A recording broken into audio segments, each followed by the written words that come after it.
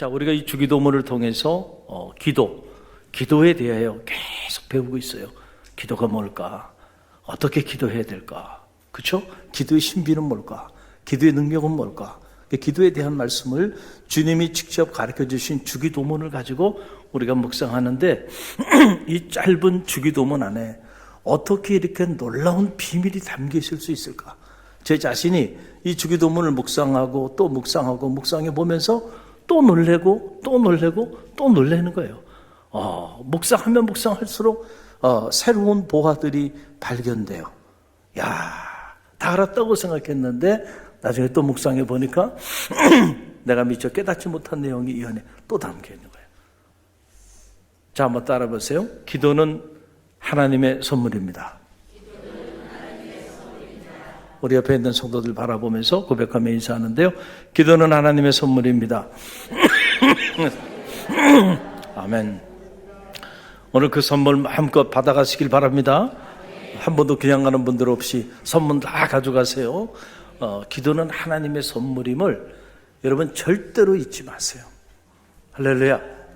오늘 그런 마음을 가지고 주기도문 특강 네 번째 시간 우리라고 하는 이 말씀을 우리가 묵상하기를 원하는데요. 우리의 삶을 가만히 들여다보면 우리는 원하든 원치 않든 다 나 중심적으로 살아갑니다. 누구 중심적으로 살아요? 나 중심적으로 살아가요. 나 중심적으로. 그래서 내가 함께 하면 그게 좋은 일이지만 내가 빠지면 아무리 좋은 일도 나쁜 일이 될 수 있어요. 그렇죠? 내가 하면 그래서 뭐예요? 로맨스야. 남이 하면 뭐가 돼요? 스캔들이 돼요. 그러니까 이 말은 무슨 말이에요? 얼마나 자기중심적인가라는 거예요. 자기가 하는 거 똑같은 일도 남이 하면 나쁜 일이 되지만 내가 하면 무슨 일이 돼요? 좋은 일이 돼.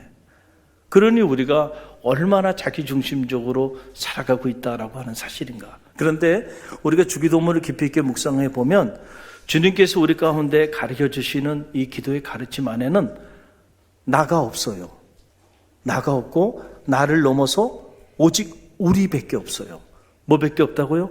우리. 그래서 이 주기도문을 보게 되면 주기도문의 이 기도는 언제나 나라고 하는 경계를 허물고 우리라고 하는 이 공동체를 발견하게 하는 영적인 비밀이 이 안에 담겨 있어요. 여러분 나눠드린 유인물을 보세요. 유인물에 따라 말씀을 묵상하기를 원하는데 자, 처음 그 타일을 함께 읽어봅니다. 나에서 우리로, 나에서 우리로, 우리라고 하는 거 헤몬이라고 하는 말인데 실제로 주기도문을 원어로 이렇게 분석하고 들어가 보면 이 주기도문 안에 나라는 단어는 단 한 단어도 없고 우리라는 이 헤몬이라고 하는 말만 9번이나 등장합니다. 9번. 그런데 이것을 한글로 번역을 하는 과정에서 그 9번을 다 살릴 수가 없었기 때문에 한글 번역 안에는 이 주기도문 안에 6번 우리라고 하는 말이 등장하는 거예요. 나눠드린 유인물을 보세요. 거기 6번을 제가 이렇게 기록해 놨잖아요. 우리 함께 읽어봅니다. 우리 아버지요. 한 번이죠. 오늘날 누구에게? 우리에게 일용할 양식을 주옵소서. 그 다음에 우리가 우리 죄를 사하여 준 것 같이 우리 죄를 사하여 주옵시고 우리를 시험에 들지 하지 마옵소서. 아멘. 자, 우리가 지금 몇 번 나왔어요? 6번이나 나와요. 원어에는 이게 이 헤몬이라는 단어가 몇 번 나온다고요? 9번이나 나와요. 나라고 하는 단어는 있어요, 없어요? 주기도문은 없어. 참 놀라운 사실이 아니에요. 자, 여러분, 우리가 실제로 주기도문대로 기도하고 주기도문대로 산다고 한다면 그 사람의 삶의 자리는요, 나는 사라지고요, 그 안에 우리만 남을 겁니다. 나라고 하는 이 경계는 무너지고 그리고 우리에게 우리라고 하는 새로운 공동체가 우리 앞에 자리하게 될 겁니다. 그러면서 하늘의 문이 열리는 거예요. 여러분, 기도가 하나님의 선물이라 그랬잖아요. 하나님의 선물인 이유 3가지. 뭐라 그랬어요? 기도를 통하여 우리는 하나님과 실제적으로 영적인 사귐과 교제 안으로 들어간다. 얼마나 놀라운 일이에요? 둘째는 뭐예요? 기도를 통해서 우리는 하늘의 문을 연다는 거예요. 셋째는 뭐예요? 기도할 때 우리는 절망에서 희망으로 나가게 해주신다는 거예요. 그러니 여러분, 이것보다 더 놀라운 선물이 어디 있겠어요? 그런데 이 선물이 주는 신비, 이 선물이 주는 이 축복을 우리가 실제로 누리는 그런 기도자의 삶을 살기 위해서는 실제로 주기도문의 가르침대로 기도해야 돼요. 다시 말하면 우리가 기도할 때 나는 내려놓고 우리 앞에서 우리를 위하여 기도할 수만 있다고 한다면, 만약에 여러분의 기도의 경지가 그 우리의 이 경지 가운데 올라가게 된다고 한다면, 그때는 여러분은 실제로 하늘의 문이 열리는 축복을 체험하게 될 겁니다. 기도가 왜 선물인지를 그때 여러분은 알게 된다라고 하는 그런 사실이에요. 여러분 잘 보세요. 우리에게 일용할 양식을 주옵소서. 자, 이렇게 기도하라는 거예요. 우리에게 일용할 양식을 주옵소서. 나는 먹을 게 많어. 나는 굶주리지 않아. 그렇죠? 하나님이 채워주셔서 우리 가족은 굶어 죽지 않고 있어. 그러면 된 게 아니에요. 여러분, 주기도문대로 기도한다는 건 뭐냐면, 나는 굶주리지 않는데 내 옆에 누군가는 먹을 양식이 없어서 굶주려 고통 가운데 있어. 그 사람이 있는 한 여러분은 굶주린 자들을 위하여 어떻게 하라는 거예요? 기도하라는 거예요. 그러니까 나의 일용할 양식을 달라고 기도하는 게 아니고 우리의 일용할 양식을 달라고 기도하라는 거예요. 차원이 다르죠. 여러분, 기도는 막 하는 게 아니에요. 누구나 기도하죠. 누구나 기도해요. 저 저작거리의 사람들도 기도해요. 자기 자식 대학 입시할 때 되면은 말이죠. 기도하지 않는 사람이 어디 있어요? 대한민국 전역이 기도해요. 기도해요. 그러나 그 기도와 주님이 우리 가운데 가르쳐 주신 그리스도인의 기도는 차이가 있음을 알아야 돼요. 나는 배부르다고 내 주변에 아직도 지구촌 곳곳에는 먹을 양식이 없어 죽어가는 이들이 있는데 내가 그들에 대해서 아무런 관심이 없고 그냥 나의 일용할 양식을 달라고만 기도한다고 한다면 그 사람은 주기도문대로 기도하는 사람이 아니다라고 하는 사실이에요. 제한 없는 구제. 감독의 창시자 존 웨슬리가 우리 가운데 가르쳐 주신 것이죠. 가능한 한 열심히 일하고 가능한 한 최선을 다해서 저축하고 가능한 한 최선을 다하여 나누어 주라는 거예요. 우리 주변에 가난하고 헐벗고 굶주린 자들이 있는 한 제한 없는 나눔, 제한 없는 구제를 실천하라는 거예요. 이게 바로 주기도문 정신 안에 담겨 있는 메시지예요. 또 여러분 보세요. 우리가 우리의 죄를 사하여 달라고 기도하는데 나는 내 죄를 사함을 받았어. 그것으로 나는 너무너무 기뻐. 그 자체가 잘못된 건 아니에요. 그러나 내 주변에 아직도 죄의 문제를 해결하지 못하고 고통 가운데 죄의 종로를 타고 있는 영혼들이 있어. 여러분, 그들을 위하여 기도하라는 거예요. 나의 죄를 용서해달라는 게 아니고 우리 모두의 죄를 용서하여 달라고 기도하라는 거예요. 그러니까 주기도문의 가르침의 기도 그 자체는 이미 중보기도예요. 이거는 나 자신만을 위한 기도가 아니기 때문에, 나를 넘어서는 우리를 위한 기도이기 때문에 여러분, 우리 모두의 죄사함을 받는 그런 축복을 누리게 되기를 위하여 기도하는 성도들이 되시기를 간절히 바랍니다. 갈릴리 교회가 기도의 한 자리, 말씀의 한 자리, 복음의 한 자리, 이 영적 운동을 전개하는 이유도 여기 있어요. 나는 지키고 있는데 왜? 아니야, 나는 지키지만 그러나 아직도 이 비밀을 알지 못하는 영혼들이 있어. 할렐루야. 이 기도의 비밀을 알지 못해서 기도의 한 자리를 채우지 못하는 이들이 있고, 말씀의 능력을 실제로 체험하지 못해서 말씀의 자리를 채우지 못하는 이들이 있고, 복음을 접하지 못해서 오늘도 죄의 종로를 타면서 지옥 같은 삶을 살아가는 영혼들이 있단 말이에요. 여러분, 그분들을 위하여 뭐 해야 돼요? 기도해야 돼. 이게 주기도문이 우리에게 가르쳐 주신 기도의 정신이에요. 우리의 죄를 사하여 주시고 우리를 시험에 들지 말게 하라. 나는 시험에 빠지지 않아서 기뻐. 좋아요. 그러나 누군가는 시험에 빠져서 고통 가운데 있다고 한다면 그 사람을 위해 기도해야 돼. 할렐루야.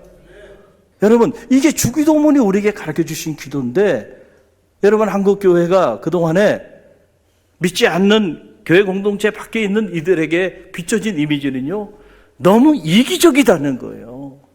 그 말은 무슨 말이에요?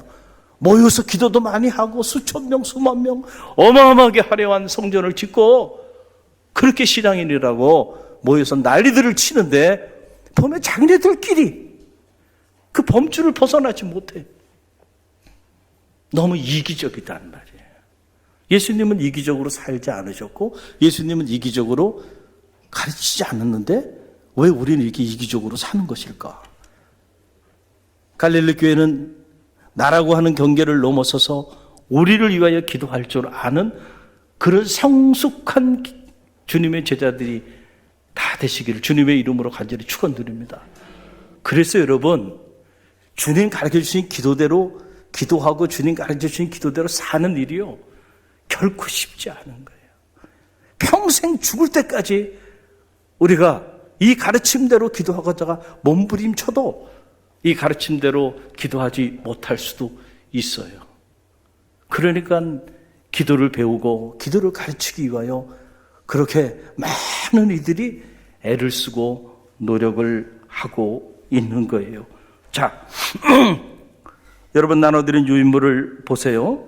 여기 보게 되면 폴 트리니에라고 하는 기독교 심리학자로 유명한 사람인데 이분이 한 말이에요. 우리 함께 읽어봅니다. 혼자서는 할 수 없는 것들이 둘이 있다. 하나는 결혼이고 또 하나는 그리스도인이 되는 것이다. 아멘. 엄청난 이야기죠. 혼자서는 할 수 없는 것이 두 가지가 있다는 거예요. 하나는 결혼 혼자 할 수 없잖아요. 또 하나는 바로 뭐냐면 그리스도인이 되는 것. 정말로 그리스도인이 되는 것은 혼자 하는 게 아니야. 혼자 사는 게 아니야. 할렐루야. 우리를 위하여 기도하는데 어떻게 혼자 살아요? 그렇기 때문에 정말로 그리스도인이 되는 일은 절대로 혼자 할 수 없는 일이다. 여러분, 기독교 경전은 사랑의 가치를 우리 가운데 얘기해 주고 있죠. 사랑, 그 사랑은 혼자 하는 게 아니야. 사랑은 함께 하는 거죠. 할렐루야. 바로 여기서부터 기독교 경전이 우리 가운데 가르쳐 주신 비밀이 나와요. 어느 날 주님이 제자들의 질문에 대한 답을 하는 거예요. 주님, 하나님의 나라가 언제 임하냐고 물어봐요.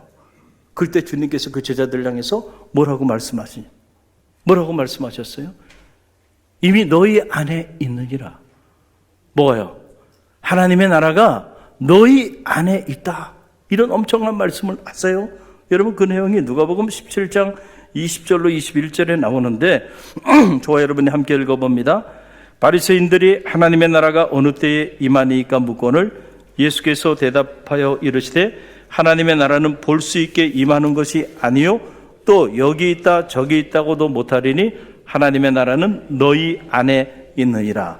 아멘. 하나님의 나라가 어디 있다고요? 너희 안에 있다. Among you.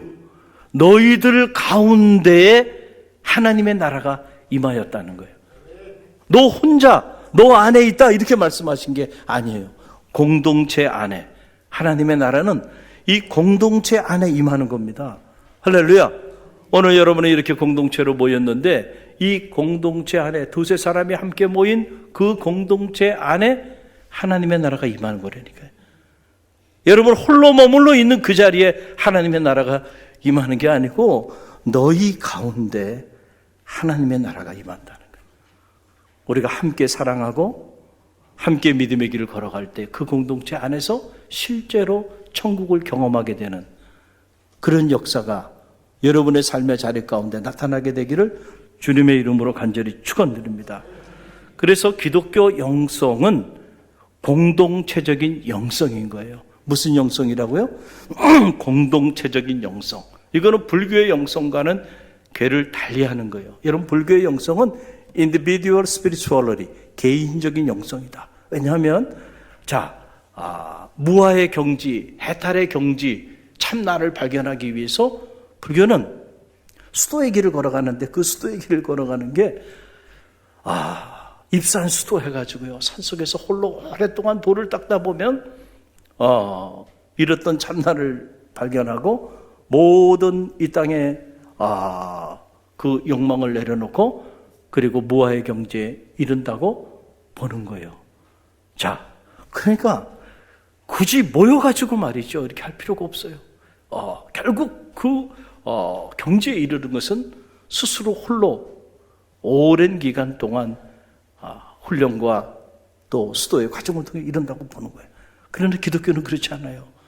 여러분, 흩어졌던 사람들이 모여서 공동체를 형성하고 이 공동체를 통해서 하나님의 나라를 체험하고 이 공동체를 통해서 이뤘던 하나님의 형상을 회복하게 되고 이 공동체를 통해서 구원을 맛보는 놀라운 역사가 이 공동체 안에서 이루어지게 된다는 거예요.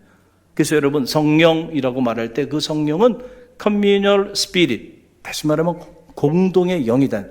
그래서 실제로 여러분들이 성령을 체험하게 되면요, 성령 체험한 사람은 절대로 혼자 머물러 있지 않습니다.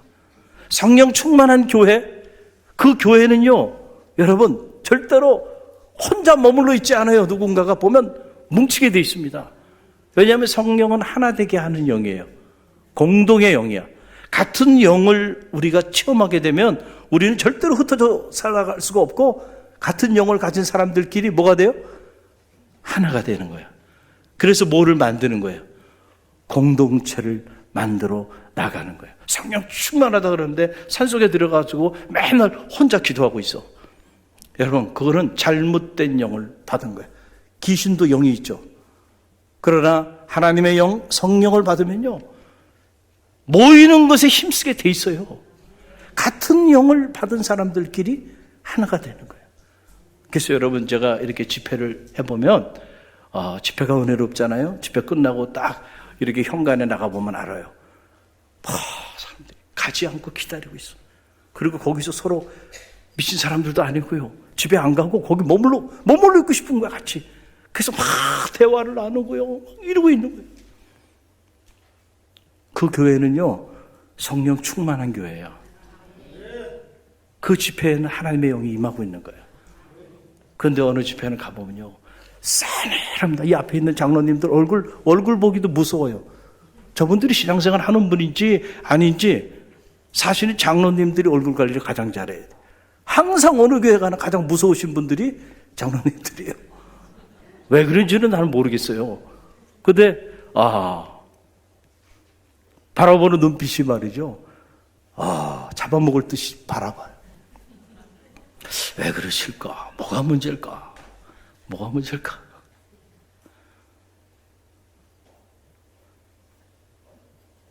그 집회가 끝나고 나면 각자 제 길로 갑니다.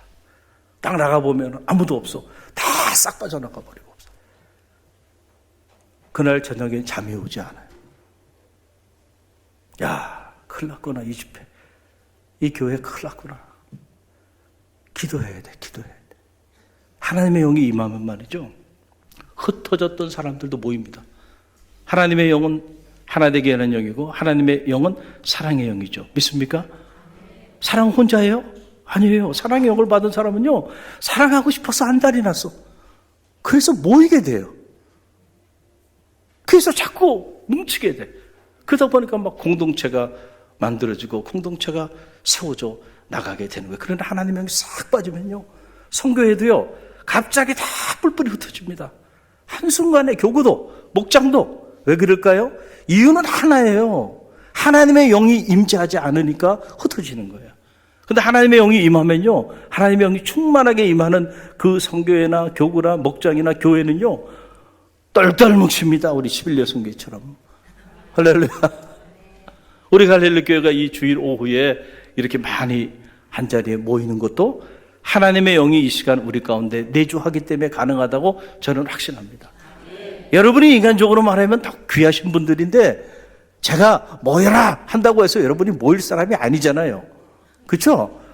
그러니까 제 말 듣고 이 자리에 계신 게 아니에요. 하나님의 영이 여러분의 마음을 터치하고 여러분의 생각을 터치하니까 그 성령의 이끌림에 따라서 여러분이 오늘 이 자리에 계신 거예요. 그 영이 사라지면요, 여러분, 우리는 이 자리에 함께 모일 수가 없어.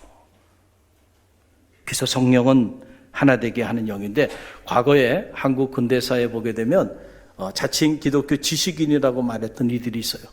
함석헌 씨나 이런 사람들이 그런 인물 중에 하나인데, 그 사람들이 자칭 기독교 지식인이라고 칭하면서 우리가 뭐 굳이 이렇게 모여서 교회에서 신앙생활하고 이러는 거 번거롭고 또 자기네들 수준에 안 맞는다고 생각을 해서 그들이 무슨 운동을 전개했냐면 무교회주의 운동을 전개했어요. 그래서 공동체 모이지 않고 우리가 각자 자기 삶의 자리 속에서 정말 고고하게 멋있게 신앙생활 하자는 거예요. 멋있어 보이죠? 그때 그렇게 고고하게 그렇게 신앙생활 하자고 외쳤던 분들이 지금 어디 있나요? 고고하게 사라져버리고 말았습니다. 여러분 경험해 보잖아요. 자, 신앙생활하고 공동체 생활하는데 부딪히기도 하고 마음에 안 드는 사람도 있고, 에이 모르겠다, 나는 공동체에 인발하지 않고 나 혼자 열심히 말씀 보고 열심히 기도하고 정말 뜨겁게 신앙생활 해야지. 그게 됩니까? 안 되잖아요. 현실적으로. 과연 한 달을 버틸 수 있을까요? 그 사람이? 물을 떠난 물고기가요, 여러분 당장은 자유롭죠. 그러나 시간이 지나면 결국 어떻게 돼요? 죽는 거예요. 영적으로 다 무너지게 돼 있어요. 공동체를 떠나게 되면. 여러분 이 사실을 잘 알아야 돼요. 그래서 십자가의 성 요한은 이런 놀라운 말씀을 우리에게 줬어요. 나눠드린 유인물을 한번 보세요. 함께 읽어봅니다. 홀로 떨어진 고고한 영혼은 홀로 타는 석탄과 같다. 그 불길은 이제 식는 일만 남았다. 더 이상 뜨거워지지 않을 것이다. 여러분 얼마나 놀라운 영적인 통찰력을 주는 거예요? 홀로 떨어진 고고한 영혼은 홀로 타는 석탄과 같다는 거예요. 그 불길은 이제 식는 일만 남았다. 더 이상 뜨거워지지 않을 거다. 홀로 머물러 있어요. 당장은 타오르는 것 같지만 시간이 지나면 결국 홀로 타는 석탄이 계속 불길이 타오르겠어요? 결국은 사라져버리고 만다라고 하는 사실이에요. 요즘 한국에 보면은 과거와는 다르게 이 캠핑 문화가 잘 정착이 됐죠. 그래서 빠른 속도로 바뀝니다. 한국은. 이 캠핑 문화가 얼마나 발달이 됐는지 몰라요. 저도 캠핑을 흠모하는데 아직 캠핑을 해보질 못했어요. 왜 그럴까요? 결단을 못해서 그렇죠. 결단을 못해서. 자꾸 이런저런 일, 스케줄을 핑계대면서 마음에는 언제나 캠핑이 제 마음속에 있어요. 가고 싶어요. 떠나고 싶은데 캠핑의 맛은 뭐예요? 여러분 다 새들이 지저귀는 숲속에서 말이죠. 모닥불 피워놓고 불멍, 그리고 맛있는 커피 한 잔, 사랑하는 이들과 함께 그 나누는 여유, 힐링이 되죠. 힐링이 안 되는 분위기예요, 여러분? 힐링이 되죠. 제가 미국에 있을 때는요, 우리 목회할 때 우리 교우들 전체 다 모시고 이렇게 전체 그 빅베어라고 하는 그 산속으로 전체 캠핑을 떠난 적도 있어요. 다 가가지고요, 가족 단위로 캠핑 그라운드를 다 배정하고 시작하는 예배 드리고요, 다 가족 단위로 2박 3일 동안 캠핑을 즐기게 하고 마지막 올 때 다시 예배 드리고 그리고 같이 오는 거예요. 오늘 여기 홍상희 장로님하고 손종수 장로님이 계신데 우리도 한번 해볼 만도 해요. 그렇죠? 그래서 캠핑을 떠나는 거야. 약간 캠핑 지역 전체를 통째로 빌려가지고 그렇게 해서 우리가 공동체 이름으로 가서 그거 할 수 있는데 우리 두 장로님이 추진하면 할 수 있으리라 저는 확신합니다. 근데 캠핑할 때 여러분 보면은 이 장작에 불을 붙이잖아요. 그런데 한번 보세요. 아무리 마른 장작이라도요, 여러분 그 마른 장작 혼자 내버두면요, 타요 안 타요? 타다가 죽어요. 이게 활활 타오르려고 한다면요, 그 장작들을 어떻게 해야 돼요? 모아야 돼. 한 대 모아야 돼. 그래야 막 장작이 타오르면서 불멍도 할 수 있고요. 캠핑의 맛을 즐길 수가 있는 거예요. 영적으로도 저는 똑같다고 봐요. 뭉치면 살고요. 흩어지면 죽는 거예요. 한번 따라해보세요. 뭉치면 살고 흩어지면 죽는다. 흩어지면 죽는 거예요. 기도도요. 혼자 기도할 수 있어요. 근데 언제까지 혼자 기도할 수 있을까요? 함께 기도할 때 하늘을 움직입니다. 할렐루야. 그래요. 함께 기도할 때 마치 흩어진 장작들을 함께 모아놓으면 불이요 활활 타오르는데 그 불꽃이요 한두 개 모여서 또는 홀로 타는 불꽃하고는 비교가 되지 않잖아요. 영적으로도 마찬가지다라고 하는 그런 얘기예요. 그래서 히브리서 기자는 히브리서 10장 25절에서 나눠드린 유인물을 보세요. 우리 함께 읽어봅니다. 모이기를 패하는 어떤 사람들의 습관과 같이 하지 말고 오직 권하여 그날이 가까움을 볼수록 더욱 그리하자. 아멘. 모이기를 패하는 어떤 사람들의 습관과 같이 하지 말고 오직 권하여 그날이 가까움을 볼수록 더욱 하자라고 하는 그런 말씀인데, 저는 우리 갈릴리 교회는 이런 분들이 없어요. 다 모이기를 사모하고 모이기를 열망하는 분들이에요. 할렐루야. 모이기를 패하는 그 어떤 습관과 같이 하지 말자는 거예요. 그러면 다 죽어요. 너도 죽고 나도 죽고, 나도 살고 너도 살아야 돼. 윈윈 해야 돼. 그러기 위해서는 함께 해야 됩니다. 뭉쳐야 합니다. 할렐루야. 그럴 때 역사가 나타나게 된다는 거예요. 그래서 여러분 보세요. 하늘의 문도 실제로 언제 열리냐면 모여서 함께 기도할 때 열리는 거예요. 마태복음 18장 18절로 20절 말씀 함께 읽어봅니다. 진실로 너에게 이르노니 무엇이든지 너희가 땅에서 매면 하늘에서도 매일 것이요 무엇이든지 땅에서 풀면 하늘에서도 풀리리라. 진실로 다시 너희에게 이르노니 너희 중에 두 사람이 땅에서 합심하여 무엇이든지 구하면 하늘에 계신 내 아버지께서 그들을 위하여 이루게 하시리라. 두세 사람이 내 이름으로 모인 곳에는 나도 그들 중에 있느니라. 아멘. 주님이 두세 사람이 모인 그들 중에 계시다는 거예요. 두세 사람이 모인 이 작은 공동체 안에 누가 계세요? 주님이 계세요. 11여 성교회 회원들이 같이 모여서 기도할 때 그 자리에 누가 있어요? 주님이 계시고, 그렇게 같이 두세 사람이 모여서 기도할 때 땅에서 매면 하늘에서도 매고 땅에서 풀면 하늘에서도 풀리는 하늘 문이 열리는 역사가 두세 사람이 모여서 기도할 때 하늘의 문을 연다는 거예요.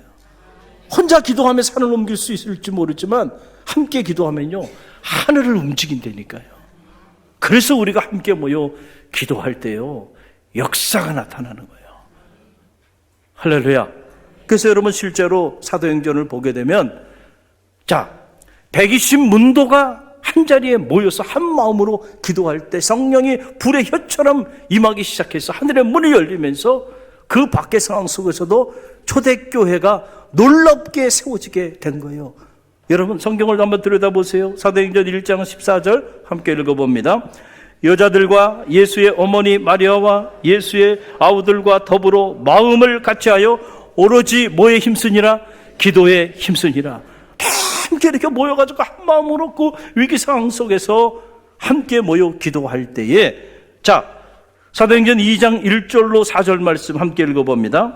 오순절 날이 이름에 그들이 다 같이 한 곳에 모였더니 호련히 하늘로부터 급하고 강한 바람 같은 소리가 있어 그들이 앉은 온 집에 가득하며 마치 불의 혀처럼 갈라지는 것들이 그들에게 보여 각 사람 위에 하나씩 임하여 있더니 그들이 다 성령 충만함을 받고 성령이 말하게 하심을 따라 다른 언어들로 말하기 시작하니라. 아멘. 하늘의 문이 열리고요 성령이 불의 혀처럼 임했어요. 언제? 함께 모여서 뭐 할 때요? 기도할 때. 함께 모여 기도하면 하늘의 문이 열려야 안 열려요? 열리는 거예요. 여러분 초대교회 상황은요 전도할 상황도 아니고요 교회를 세울 그런 상황이 아니야. 왜냐하면 예수님은 붙잡혀 십자가에 달려 돌아가셨고요 예수님을 따라 살아간다고 하는 사람들은 다 붙잡아서 목숨을 내내야 하는 절대 절명의 박해 상황이에요. 여러분, 그런 상황에서 복음을 전한다는 거, 그런 상황에서 교회를 세운다는 거, 이건 미친 사람들이 하는 일입니다. 상황이나 여건으로 보면 도저히 전도할 상황도 아니고요, 교회를 세울 상황도 아니에요. 요즘에 어떤 때인데 복음을 전합니까? 여러분, 초대교회 상황과 비교해 보면요, 요즘은 너무너무 좋은 때예요. 할렐루야. 그런데 놀라운 사실은 그 상황에서 그들이 목숨을 걸고 모여가지고요, 지금 예수님이 십자가 달려서 돌아가셨어요, 대반역 죄인으로. 그런데 그분의 말씀을 듣고요, 그리고 모여가지고요, 그 부활하신 주님의 말씀을 신뢰하면서 120 문도가요, 그 마가의 다락방 저도 직접 가봤는데 말이에요, 예루살렘 한복판에 있습니다. 죽을 줄도 모르고 사람들이 벌떼처럼 모여서 120명이 모여서 기도회를 한 거예요. 그 목숨을 건 행동이었겠죠. 근데 그때 성령이 불의 혀처럼 임하기 시작하자 사도행전에 보면 이를 금할 자가 없더래. 그 사람들이 막 흩어져서 복음의 불씨들이 되기 시작하면서 그들이 가는 곳곳마다 교회가 세워지고요. 할렐루야. 이런 막 기적 같은 일들이 일어나게 된 거예요. 함께 모여서 기도한다는 게 얼마나 파워가. 그 주님께서 우리에게 주기도문을 가르치면서 이게 혼자 기도하라는 기도가 아니에요. 이 기도는, 할렐루야, 우리라고 하는 공동체 안에서 함께 기도하라는 얘기. 또 세 번째 나눠진 유인물을 보세요. 마지막으로, 자, 우리는 뭐라고요? 한 가족이라는 거예요. 왜 우리라고 하는 단어를 이 기도에 9번씩이나 이렇게 집어넣으면서 주님께서 나를 위하여 기도하라고 하지 않고 우리를 위해 기도하라고 강조하셨을까? 여러분, 이 기도 안에는 기도의 본질이 담겨 있는데, 기본적으로 주님이 가르쳐주신 그 기도를 하는 사람들은 다 한 가족이라는 말이에요. 할렐루야. 그래서 우리는 뭐라 그래요? 한 형제 자매라고 말하잖아요. 우리가 한 영을 받았어요. 하나님 아버지가 저와 여러분에게 우리 아버지시여 그랬잖아요. 우리 아버지라며. 그러면 여러분의 아버지하고 내 아버지하고 같아요, 틀려요? 같죠? 그러니까 아버지가 같으면 뭐예요? 탁월하시네요. 네. 형제예요. 형제 자매야. 그래서 우리가 갈릴리 뭐라 그래요? 가족이라고 그러잖아요.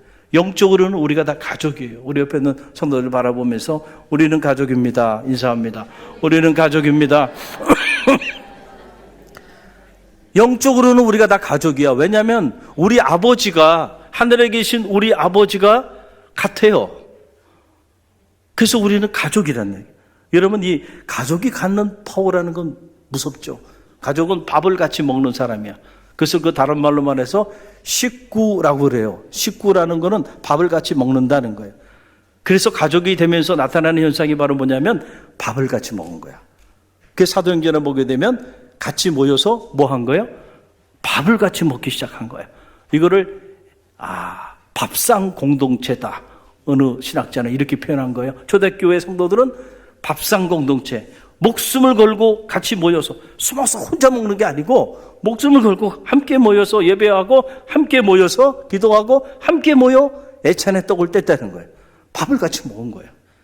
그래서 밥을 같이 먹어야 가족이 되는 거예요.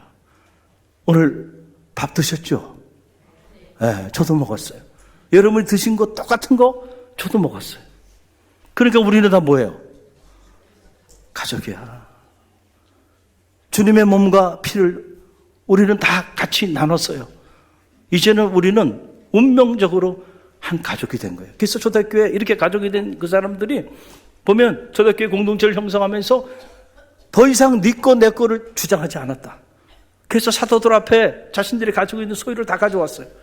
그래서 사도들이 필요에 따라 그것을 다 나눠줬어요. 그래서 함께 나누고 함께 먹고 정말 가장 이상적인 그런 공동체를 실현한 것이 그 바로 초대교회 사도행전에 나타난 기독교 교회 공동체의 모습이에요. 감리교회 창시자 잔 웨슬리, 그의 어머니는 수잔나 웨슬리인데 19명의 자녀를 낳았대요. 요즘 그런 분만 있으면 대한민국 걱정이 없을 텐데 19명 왜 이 수잔나 웨슬리에게 그 자녀들 중에 어느 자녀를 가장 사랑하냐 라고 하는 질문에 여러분 유인물에 나오죠. 함께 읽어봅니다. 내 자식들 중 누구를 더 사랑하냐고요? 아픈 자식이 나올 때까지는 그 자식을, 집 나간 자식이 돌아올 때까지는 또 그 자식을 나는 더 사랑합니다. 그렇죠? 아픈 손가락이 더 아픈 거예요. 응? 내 자식들은 잘 모르죠. 괜히 형제간에 시기하고 질투하고 그러는데 부모의 마음은요, 잘난 자식보다는 못난 자식의 마음이 더 가는 거예요. 그렇죠? 그러니까 몸이 아픈 19명 중에 몸이 아픈 아이가 있어. 그 아이에게 내가 가장 마음이 간다는 거예요. 그 아이가 나을 때까지 난 그 아이를 가장 사랑한다는 거죠. 어떤 아이가 집을 나갔어요. 19명의 아들 중에 하나 아들이 집을 나갔다고 생각해요. 지금 같이 있는 아들보다 그 어머니의 마음은 어느 아들에게 가 있을까요? 집 나간 아들에게 있다니까. 왜? 가족이기 때문에 그래요. 그러니까 가족은 여러분 뭐 자격이 되고 무슨 가족은 뭔가 이렇게 훌륭하고 뭔가 그래서 가족인 게 아니고요. 가족은요 부족해도 가족인 거예요. 할렐루야. 오히려 조금 연약해도요, 오히려 그것이 우리가 더 사랑해야 될 이유가 되는 거죠. 외면해야 될 이유가 되는 게 아니에요. 가족이니까. 연약한 사람, 힘든 사람, 그 사람들에게 우리의 마음이 더 나아가야 되는 거예요. 그래서 자, 정리합니다. 하늘에 계신 우리 아버지, 따라해보세요. 하늘에 계신 우리 아버지시오. 이 짧은 Our Father in Heaven, 파테르 헤먼호엔토이스라고 하는 이 짧은 말씀 속에요, 이렇게 놀라운 얘기가 담겨 있어요. 아버지의 의미가 무엇인지, 하늘의 의미가 무엇인지, 하늘에 계시다고 하는 게 무엇인지, 왜 우리 아버지라고 말해, 나의 아버지라고 기도하지 않고 우리 아버지라고 기도하라고 말씀하시면서 9번이나 우리 모든 기도 앞에 우리라고 하는 말을 붙이게 하셨는지 우리가 이 짧은 시간을 통해서 함께 경험했습니다. 우리 갈릴리 성도들은 이제 우리 아버지께 우리를 위한 기도, 그 기도가 능력 있는 기도예요. 우리를 위한 기도를 올려드릴 수 있는 그런 갈릴리 모든 성도들, 또 우리 11여 성교가 되길 주님의 이름으로 간절히 축원드립니다.